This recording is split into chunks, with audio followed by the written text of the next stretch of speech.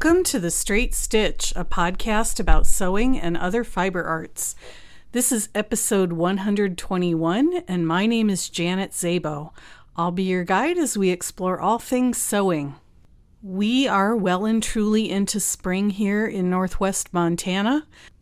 We're having a week of mild temperatures, and I know that even though it's the first week of May, everyone is itching to get their gardens in. But this may be a head fake from Mother Nature. It's happened before where people have planted their gardens early in May and then all of a sudden we get a week of freezing temperatures and everybody loses everything. So typically I don't put my garden in until Memorial Day weekend.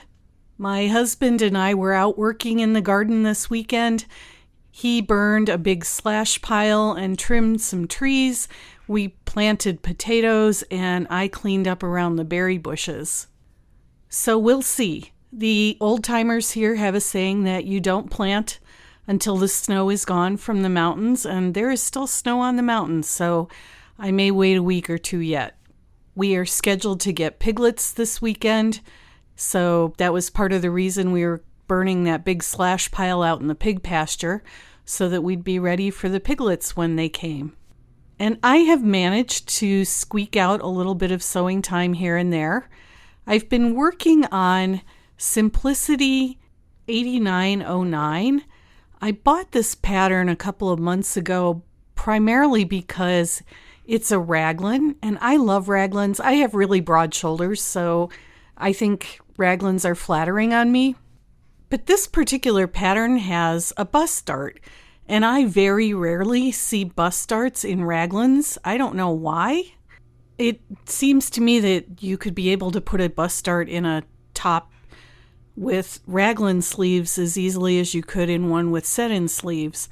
But in any case, they seem to be like unicorns. I made the Remy raglan from Sew House 7 last year. I actually did it as a class at the quilt store. And even the curvy version of that pattern, it has a full bust adjustment, but it doesn't have bust darts. And I don't think that even the curvy version gives enough room in the bust, because I made the size that fits me. And the top fits very well, but the front of the top does not hang straight. It kind of flares out, which is a huge indication that there just isn't enough fabric in the front of the top. So one of my tasks for later today, after I finish this podcast, is to see if I can incorporate bust darts into the Remy raglan pattern and make that one up again. This is not a podcast episode on fitting. I have something else that I want to talk about, but I do want to mention this Simplicity pattern and talk a little bit about it. What I did was go by the measurements on the pattern envelope, and I traced the pattern in the size that I thought would fit me, and I made a muslin of it over the weekend on Saturday afternoon. And when I put the top on, I was really pleased to see that it was fairly flattering on me, but there were still a couple of issues that I had to deal with. One was that pattern has a shaped back because it's actually a dress pattern, and I was making a top both just to save fabric and also because I'm more interested in making tops at this point. I do need dresses, but I need tops more than I need dresses right now. And curved back seams and I don't get along. I've talked about this before. I've got high hip curves, which means that the largest circumference of my hips is only about 5 inches below my waistline. And in most people, it's about 9 inches below the waistline. So it's why I look like a sausage tied in the middle if I try to wear a dress that has a belt. And even though a curved back seam can sometimes help garments to fit better and look more professional, on me what happens is the back seam hangs up on my hips. So I knew that the first issue was going to be taking that curved back seam out. And this is kind of what I do when I'm fitting things to myself. Basically, I sliced the back of that top off at the back curved seam, and I replaced it with a 2-inch wide section of fabric to kind of turn it into a straight seam, even though it technically wasn't a straight seam because it was a patch. And then I tried the top on again, and it hangs so much better without that curved back seam. So that was the first fix. Also, if you go and look at that pattern on the Sewing Pattern Review website, one person at least commented that she thought that the back was too narrow, and I agree, because the second problem that I had with that top was that the front was way too wide. And I thought it was a little strange because going by my measurements on the pattern envelope, I was directed to make a size 2 sizes larger than I usually make. So when I put it on, the bust darts were not where they needed to be. I had dropped them originally because I do not have perky 20-year-old breasts. So I know that I have to move the bust darts, but I actually moved them a little bit too far down. So I had to move them back up. But the bust darts, basically the front of the top was just too wide. So I took in a seam at the center front so I could get the bust darts to sit where they needed to. And I transferred all of those changes to the pattern pieces and ran up a second muslin, which fit much better. So right now, the only thing I'm working on is the shoulders. The sleeves are in 2 pieces rather than having a dart at the shoulder, which a lot of raglan patterns have. And I'm not quite sure how I feel about the 2-piece sleeve. It really makes my shoulders a lot bigger. There's some excess fabric in there, so I'm going to try and take that out. I may default to making it a 1-piece sleeve and just putting a dart in it. I am completely self-taught when it comes to fitting, except for the few classes that I've taken. And sometimes I feel like a real hack, but this is mostly what I do when I'm trying to fit things to my body. I can usually nail things in 1 or 2 muslins, which is a plus. And the more garments I make, the less adjusting I have to do, unless I run into something that I haven't made before, like a darted raglan. But for the standard pants and top patterns that I've been making for a while, if they're very similar to a new pattern that I pick up or something that I want to try, I usually can make those adjustments right off the bat without having to make a muslin. So I know that almost every single top pattern that I make, I'm going to have to lengthen it by 3 inches because my torso is longer than normal. If I have to make a pair of pants, I'm always going to have to adjust the rise by at least 1 inch because part of my long torso is that I'm long from my waist to my crotch.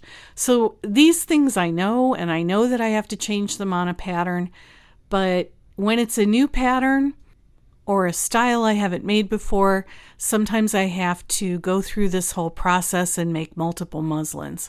So that's what I've been working on, but I'm very close, and I'm hoping to get started on a whole pile of summer tops. I pulled out all of my woven rayons and my nice light cottons and linens, and I've got a stack of them, and I'm just going to go through and start making tops. Okay, today I want to talk about fabrication. I love that word because it's fabrication, and if I say fabrication to my husband, he immediately goes to metalworking and welding and things like that. And I'm like, no, it's fabric. I'm talking about actual fabric. And quilters, I hope you'll stick around because some of this does apply to you.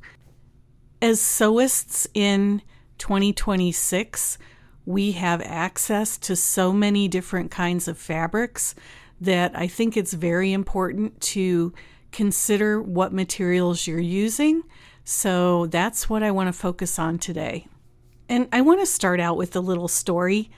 I'd have to go back and look through my threads back issues because I'm sure that this was in an issue from the 80s or 90s, and I've got my mother's entire collection from issue number 1. So I'd have a lot to look through. But there used to be on the back page of the magazine an editorial, and one editorial in particular stuck with me. And it was a woman talking about buying fabric and how terrified she was to cut into fabric because she might ruin it. And one of the comments that she made was, I'm really not buying fabric, I'm buying potential. Because as long as she hadn't cut into that fabric, and I think she was talking about an olive green wool, and she said, as long as I don't cut into that fabric still has potential. It could still become a beautiful pair of trousers or a skirt, but once I cut into it, I'm committed.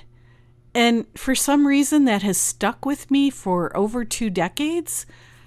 You are buying potential when you're buying fabric. You are buying the thing that it might become.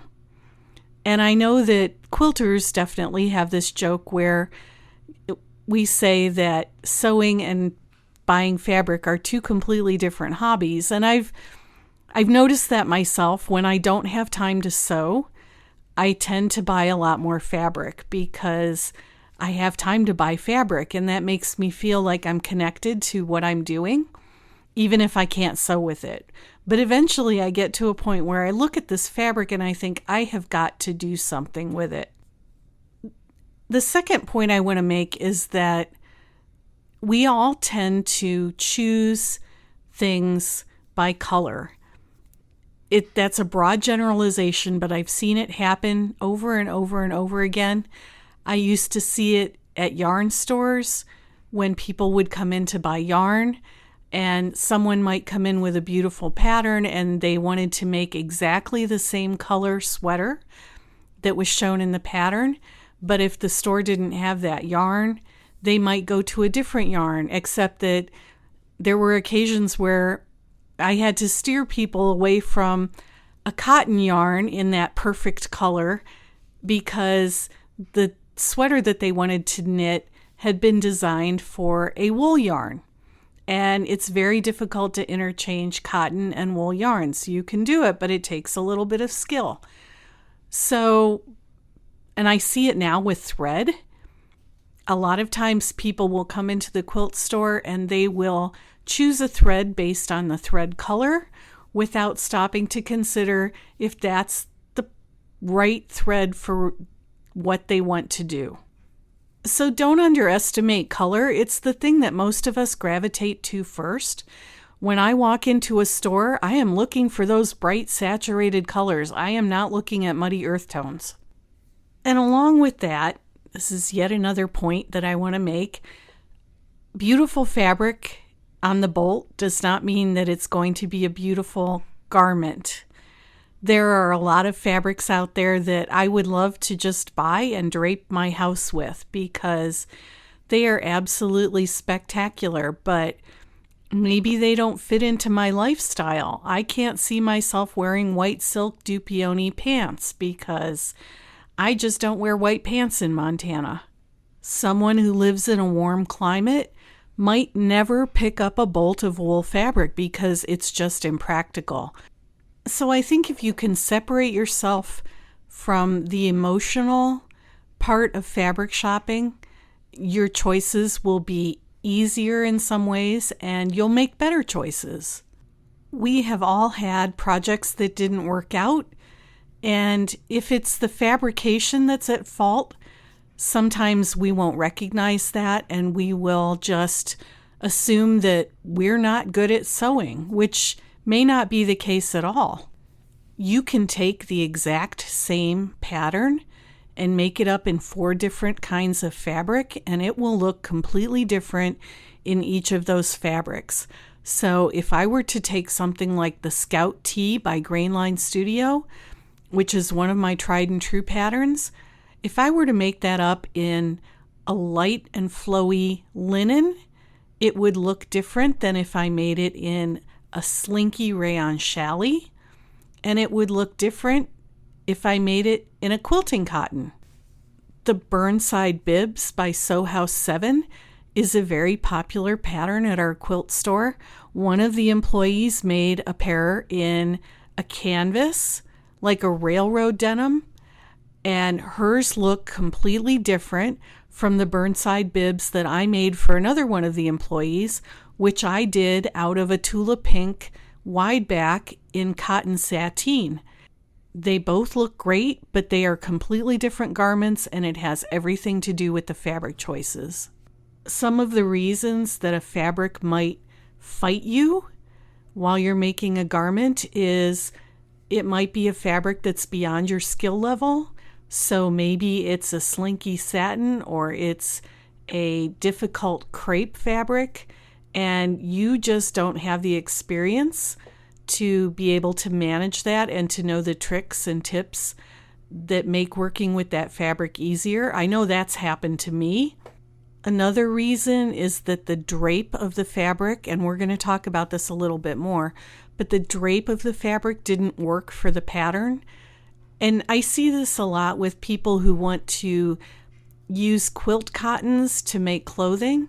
Quilt cottons are wonderful. They come in thousands and thousands of different prints and colors, and you can find a print in just about anything. But quilt cottons, as a rule, are typically fairly stiff. The one exception to this is I've been using a lot of cotton sateen wide backs because those fabrics do have a lot of drape to them, or they don't have a lot of drape. They have more drape than a regular quilting cotton. Let's put it that way. I think this is a challenge currently for a lot of quilt stores that want to move into the garment space and try and attract maybe former Joann Fabrics customers, because a lot of quilt store owners are really familiar with quilting cottons but don't know so much about garment fabrics. And our store owner is absolutely fabulous when it comes to garment fabrics. She asks a lot of questions and she likes to see examples, and she has been really great about ordering things that are outside of the quilting area. But that does it's a learning curve, and it takes a little while to recognize what makes a good garment fabric. And this is not to say that quilt cotton won't make a good garment, because it can under the right circumstances.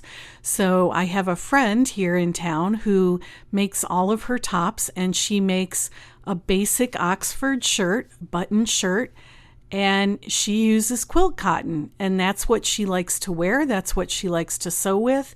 She goes wild sometimes with some of the prints, and she has some really, really cool shirts. But she's dialed that in, and she knows that quilt cotton works for that particular pattern. Before we go too much further into fabric characteristics, I want to make sure that if you learn nothing else about fabric before you start shopping for garment fabric, and even you quilters, because I'm going to talk a little bit about Minky here, know the difference between a woven fabric and a knitted fabric.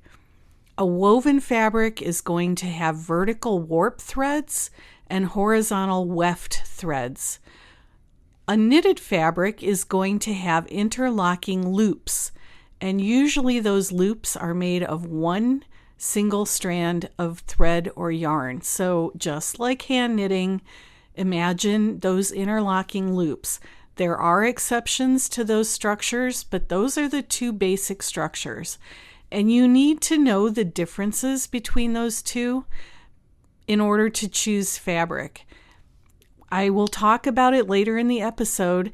It's very difficult to interchange a knit fabric for a woven fabric and vice versa.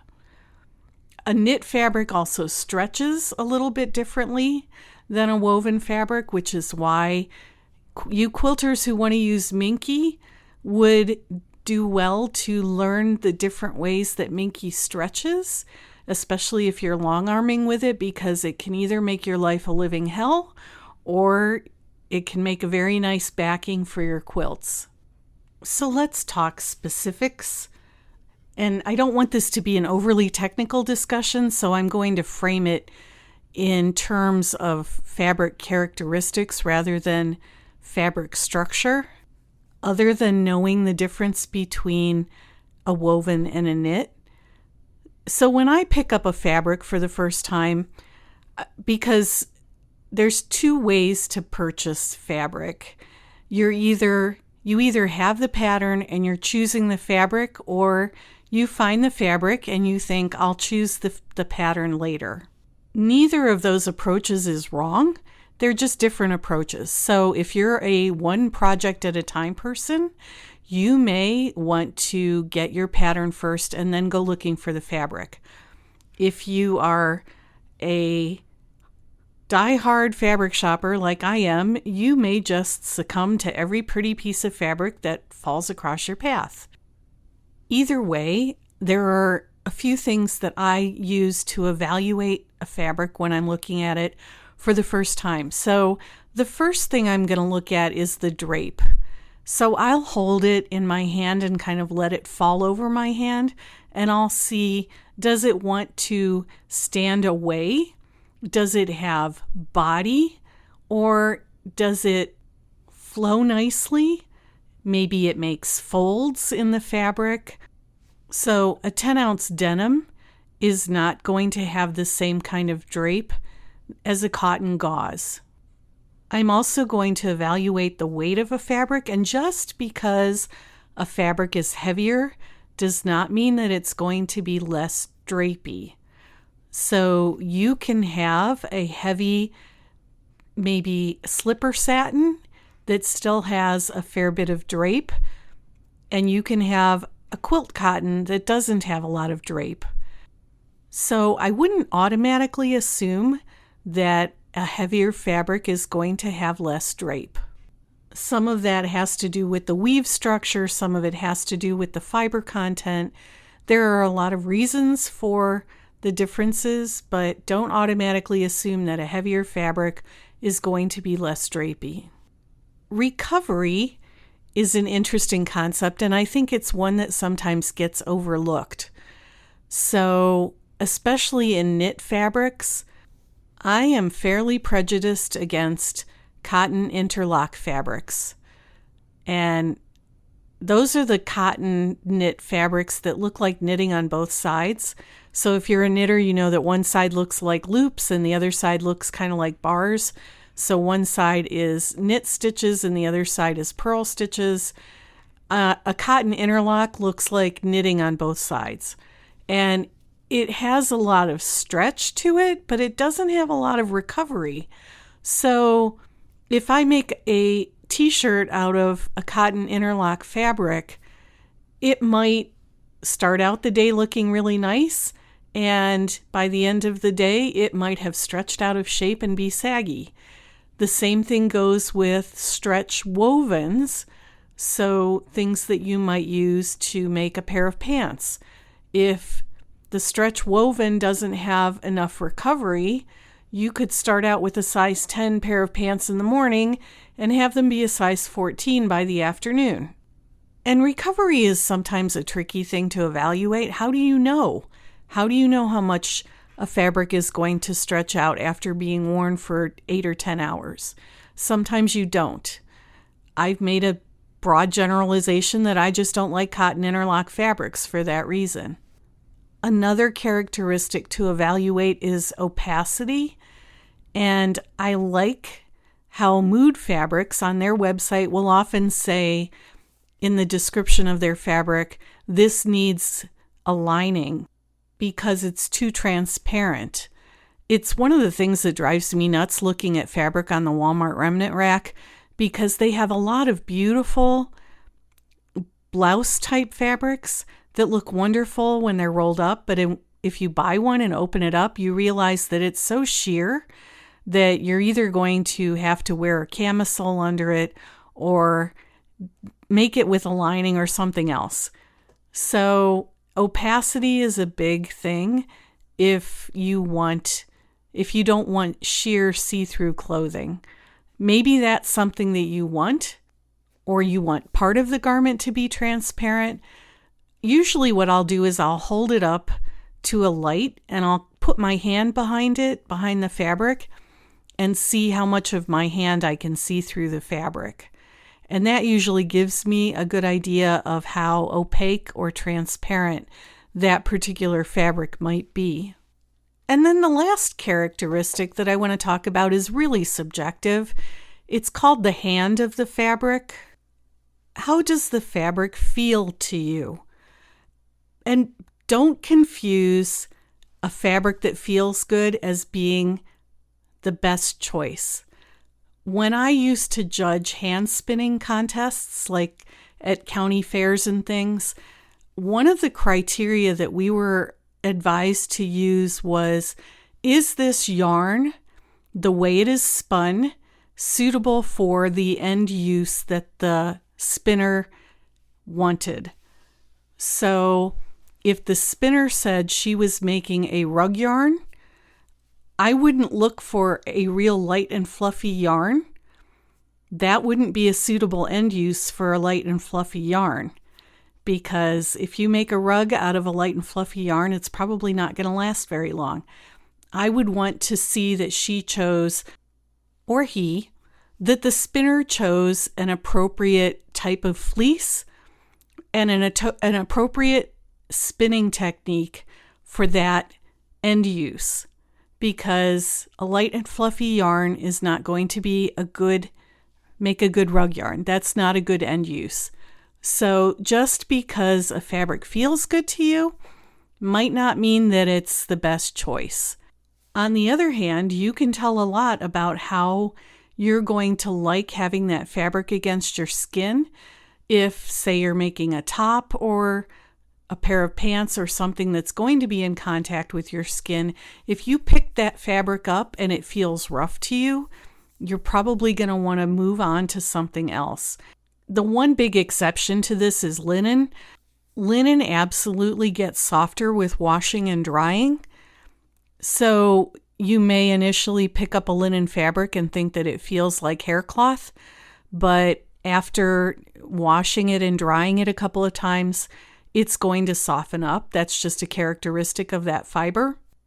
So let's say that you've gone to a store. I'm imagining in my head that I'm walking into Pacific Fabrics in Seattle, and this store is in an old warehouse type building. You go up a flight of steps and you come out into a large room with wood flooring, and there are lots and lots of round display fixtures, and the fabric is sorted by kind of fabric or manufacturer. So all of the quilt cottons are on one side, and then on the other side are the garment fabrics, and they're divided into bottom weights and chalets and knits and different kinds of fabrics. And it's very inviting. People are always walking around and touching the fabric. This is why it's so difficult to buy fabric online, because we are so tactile as sewists that we really need to be able to touch and feel the fabric. So let's say that I've come into Pacific Fabrics today looking for a stretch woven fabric to make a pair of pants.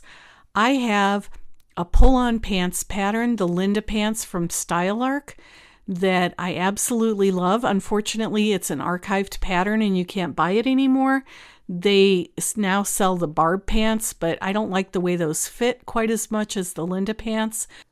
So I keep making my Linda pants, but I will go over to the carousel that's got bottom weight fabrics and I will start looking. So first of all, because they're pull-on pants, I know that the fabric that I choose is going to have some stretch and recovery, because if I try to make pull-on pants with fabric that doesn't have a little bit of give to it, I won't be able to get them over my hips. So the first thing I'm going to be looking for are fabrics that have some spandex in them or something that gives them a little bit of stretch. My second consideration is, do I want a pair of flowy drapey pants, or do I want something more structured? And I could use that pattern for either of those kinds of pants. It's just going to depend. So if I want something flowy, I might look for a stretch rayon twill. And if I want something a little bit more structured, I might look for a stretch cotton poplin. I might crush the fabric a little bit in my hands gently to see if it's wrinkle resistant. I don't have a problem ironing things. My iron and ironing board are set up constantly. They never get put away. I don't mind ironing clothing, but some people don't want to iron clothing. So maybe a fabric with some polyester in it that eliminates the need to iron quite so much might be a good choice. I'll evaluate the weight of the fabric, because if it's a really, really light, drapey rayon twill, that might not be suitable for those pants. I might want to choose a different pattern. Sometimes I know almost instantly that a fabric is going to work for what I want to use it for. So on one of my recent trips to Pacific Fabrics, I found an absolutely gorgeous dark green stretch cotton poplin fabric. And I bought it because I thought this is going to make a great pair of Linda pants. And some of that comes with experience, but some of it you can take your list of characteristics with you and evaluate each fabric individually. I know that even though there are fabrics that I think are absolutely stunning that I would love to sew with, they do not fit my lifestyle here in Montana. They just don't. I might make one silk top in a season for a special occasion. And sometimes that's a hard concept to come to grips with, that you want to sew with fabrics that just don't fit your lifestyle, or you want to make garments that you might not wear often enough to justify putting in the time and effort. I could go on about this whole topic, but I don't want this podcast to be 2 hours long. So let's talk a little bit about the pattern envelope recommendations, and I'll talk a little bit about fabric substitutions with regard to this because they kind of go hand in hand. I'm not sure if they were doing it before, but I've noticed that now on the simplicity.com website, for a lot of the patterns, they will say the sample was sewn in XYZ fabric, which I find really helpful. I used to do that with my knitting patterns, so I would say the sample was knitted in this particular yarn, and that way, if people couldn't find that particular yarn, they would at least know what the fiber content was, the structure, and they could find something similar. So the pattern envelope typically will tell you that the pattern is suitable for, and then it'll give a list of fabrics. They tend to be in the same categories. So if it's a pants pattern, it might say bottom weights or poplin or denim or corduroy, things like that. If it's a top, depending on if it's a structured top or a more drapey top, those fabric recommendations will be given.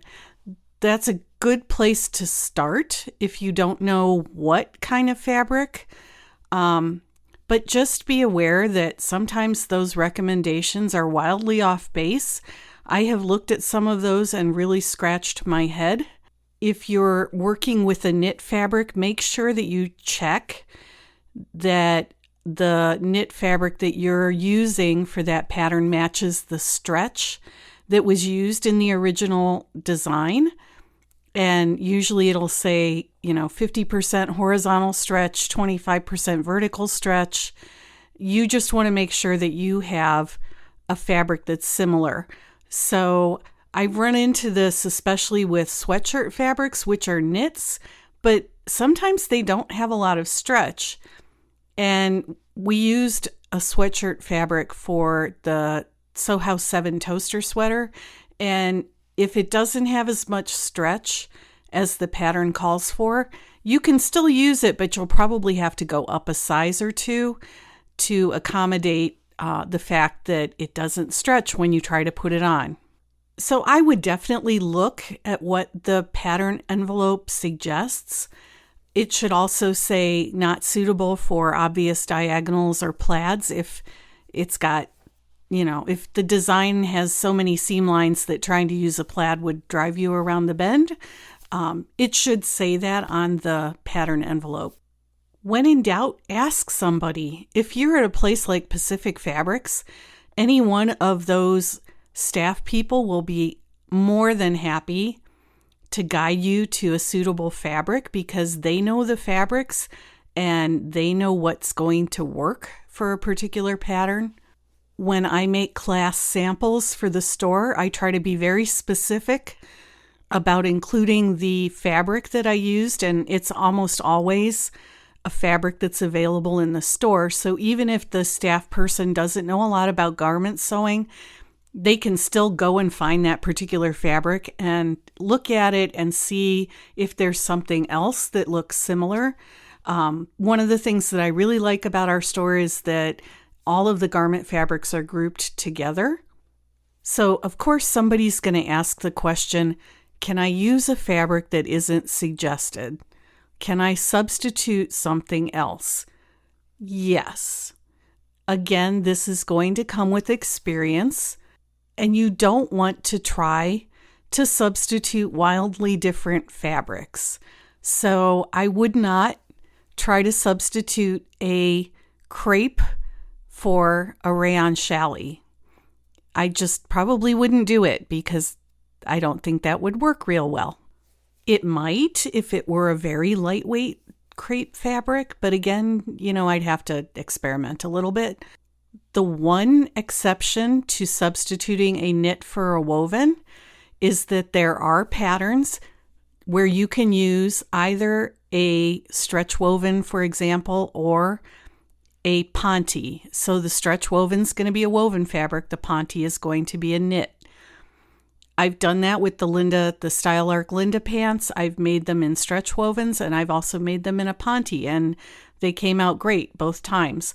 The reason you can do that is because a ponte is a stable knit, and in many ways it behaves more like a stretch woven than an actual knit fabric. You're not going to get this right every time. You won't, especially when you're learning. I still screw up here and there. Even as much as I know about yarn and thread and fabric, I still screw up. I highly recommend Sandra Betzina's book, Fabric Savvy. There are several editions. I don't think it really matters which edition you get. They're all good. I bought one for my daughter, who's the buyer at Nordstrom, because she needs to know what different fabrics are. And I actually, before she started working there, I hauled her to Joann Fabrics with me, and we walked around and I pulled bolts off the shelf and I said, this is a crepe, this is a corduroy, this is a stretch twill. And even though she's not sewing with those fabrics, she can recognize them. A quick word about muslins, and then I think I'm going to wrap this up. What I want to say about muslins is that if you are doing a test garment, try and choose a fabric that is very similar to the fabric that you intend to use for the garment. And this can be easy sometimes, and it can be difficult sometimes, depending on what your final garment is going to be in. So my younger daughter, the one who's the buyer at Nordstrom, is getting married in 2027, and I'm going to make my dress. And I want a brocade type fabric for my dress, and I'm not quite sure yet what I'm going to use for a muslin. Probably a heavy muslin. And when I say muslin, I'm using that as a generic term, kind of like Kleenex or Xerox, because when I make a test garment out of a knit fabric, I'm not using muslin. I'm using a knit fabric. But you wouldn't want to use muslin for a blouse that you intended to make out of a slinky chiffon fabric. That's just not going to work. So hopefully this gives you a place to start if you're feeling a little unsure about choosing fabrics, I would say to work as hard as you can to be a little bit colorblind when you're looking at fabrics and choose fabrics based on the suitability and then hope that they have a color that you like.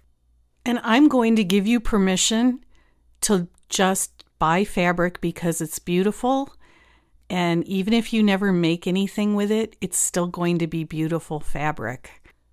I want to thank everybody who's been sending me emails and leaving comments on Apple Podcasts and on my blog. I love reading feedback from everybody. I've gotten some great suggestions for podcast episodes and interviews, so keep those coming. You can leave comments on the show notes page at the podcast website, which is www.thestraightstitchpodcast.com. My website is www.janetszabo.com with links to my blog and to my Big Sky Knitting Designs website. And there will probably be pictures of little piggies. There were pictures of bunnies last week on the blog. So if that's something that you're interested in, go check out the blog. You can email me at janet@janetszabo.com. You can use the fan mail feature on each podcast episode, and I will try to get back to everybody. It might take me a bit. Sometimes I do my email responding on Saturday and Sunday mornings, but I will get back to you. So thank you all for listening, and I hope you have a great week. And until the next episode, I also hope that you get to go sew something.